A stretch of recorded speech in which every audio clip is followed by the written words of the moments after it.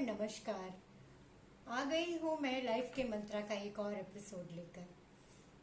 आज का एपिसोड है बहुत ही विशेष, स्पेशली उन मदर्स के लिए जिनके बेटियां हैं।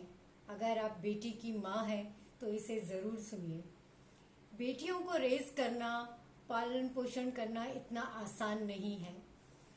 उनको बहुत कुछ सिखाना पड़ता है क्योंकि वो बहुत ही मल्टी डायमेंशनल रोल में रहती हैं।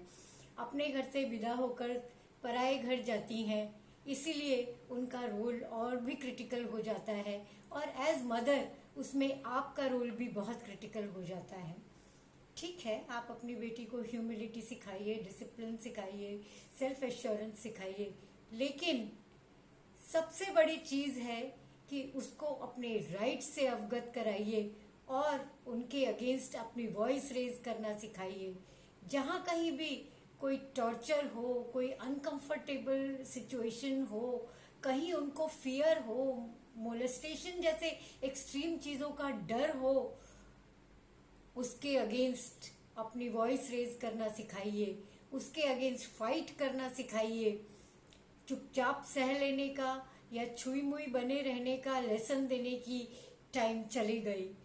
खैर, मैं तो कभी उस टाइम को एक्सेप्ट किया ही नहीं क्योंकि वो टाइम कभी था ही नहीं। लेकिन आज इसकी बहुत ज़रूरत है। अभी हमने रिसेंटली भोपाल का केस देखा, ट्विशा शर्मा का, जो कि कितना हृदय विदारक है। और एज मदर्स हमें उनको सिखाना है कि how to fight for their right and become mindful of their surroundings.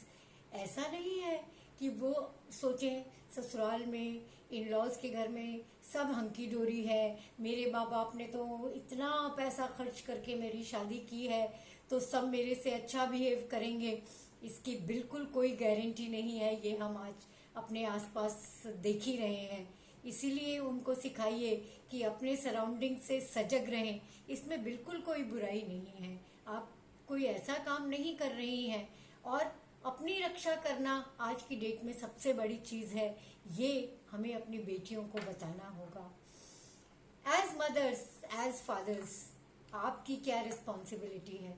अगर आपकी बेटी हल्का सा भी कोई इशारा देती है कि she is being tormented, she is being traumatised, she is facing domestic abuse, her mother, her in-laws are harassing us, she is abused for dowry, please raise the red flag। सब उन लोगों से कांटेक्ट कीजिए, उन authorities से contact कीजिए जो ऐसे मैटर्स में आपकी हेल्प कर सकें। और टाइम बिल्कुल वेस्ट मत कीजिए, फौरन जाइए, उसको अपने घर ले आइए।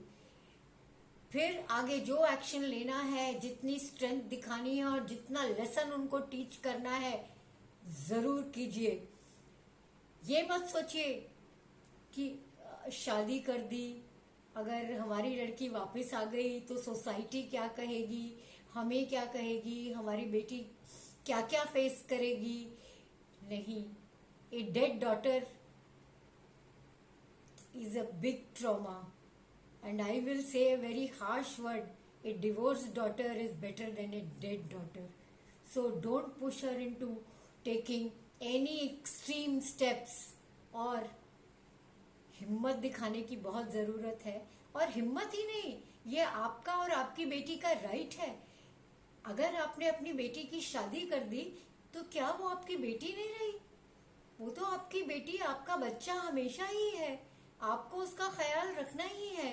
और अगर जब वो आपके पास थी और अगर उसका हल्का सा सर भी दर्द होता था तो एज पेरेंट्स आप दौड़ पड़ते थे, डॉक्टर बुलाओ, ट्रीटमेंट कराओ, क्या ना कर दो छोटे से सिर दर्द के लिए।